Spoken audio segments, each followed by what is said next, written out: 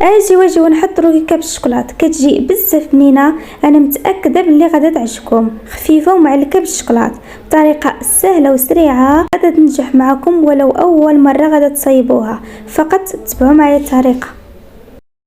بالنسبه للمقادير غادا نحتاج 3 بيضات، نصف كاس من الزيت، كاس من السكر، كاس من الليمون، كيس من الفانيلا، 3 اكياس من خميره الحلويات، ملعقه صغيره من قشور الليمون. في خلاط كهربائي غادا نضيفو 3 بيضات بحراره المطبخ، غادا نضيفو كاس من السكر، غادا نضيفو كيس من الفانيلا، قبصه ملح. غادا نضربو هاد المكونات جيدا. من بعد غادا نضيفو نصف كاس من الزيت، 3 ملاعق من بودرة الكاكاو، غادا نضيفو كاس من عصير الليمون.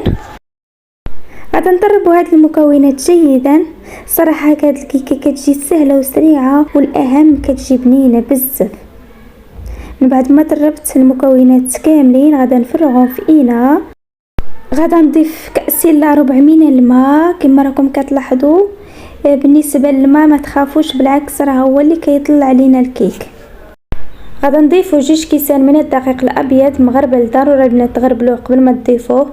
غادا نضيفوا 3 اكياس من خميره الحلويات، ضروري حتى هما خاصهم يتغربلوا. غادا نجمعوا الخليط من الوسط. الخليط ديال الكيك كنجمعوه من الوسط لانه باش ما يوقعوش لنا التكتلات في الدقيق.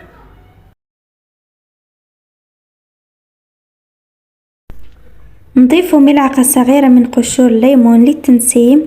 وبالنسبة للكاس الثالث غادا نضيفه بالتدريج، لانه كما كنقول لكم دائما بالنسبة للدقيق على حسب نوعية الدقيق، يعني لازم نضيفه بالتدريج، خصوصا يعني الكاس الثالث يعني غادا نضيفه بالتدريج. وبالنسبة لهذا الخليط ديال الكيك راه كيجي خفيف ما كيجيش ثقيل. هانتوما من بعد ما غنسالي غادي تشوفوا معايا القوام ديال الكيك كيفاش كيجي. راني ضفت الكاس الثالث كامل. اذا هاد الكيك خدا لينا 3 الكيسان من الدقيق، ما يعادل 300 غرام. غادا نضيفو ملعقه متوسطه من الخل. كما راكم كتلاحظوا بالنسبه للقوام ديال الكيك كيجي بحال هكا، يعني كيجي خفيف. في المول اللي دهنا الزبده ورشيناه بالدقيق غادا نفرغوا الخليط. والطريقه كيفاش نفرغوا الخليط، كنهز يدينا حتى للفوق وكنفرغوا الخليط باش يتخليه الهواء. غادا ندخلوه الفرن وغادا نشحنوا ليه غير من التحت على نار مهيله 160 درجه لمده 40 دقيقه. من بعد ما طاب الكيك ديالنا كيجي على هذا الشكل هذا كما راكم كتلاحظوا، كيجي طالع وخفيف. نحضروا السيرو باش غنسقيو الكيك. نصف كاس من السكر، كاس من عصير الليمون، كيس من الفلون بنكهه الشوكولا 4 اشخاص. غادا نمزجو هاد المكونات جيدا. من بعد غادا نرفعو على نار مهيله مع استمراريه في التحريك، يعني راه دغيا كيتجمع لينا هاد الخليط هذا، ما كياخذش لينا بزاف ديال الوقت. غادا نتقبوا الكيك ديالنا بهاد الطريقه هذه باش يتشرب لينا السيرو اللي غادا نضيفو عليه. السيرو اللي حضرنا من قبل راه وجد، غادا نضيفوه مباشره، لكن الكيك خاص يكون بارد. وكنضيفوا السيرو مباشره لانه كيتجمع ما كيبقاش سائل. والكيك كيتشرب لينا هاد السيرو هذا وكيجي معلك وكيجي زوين بزاف.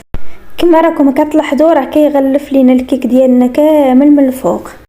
بالنسبه لهاد الكيك راه كيجي حجم عائلي، يعني كيجي كبير بزاف. غادا نزينوه بالكوك بهاد الطريقه هذه. يمكن لكم تزينوه باي حاجه متواجده عندكم في الدار.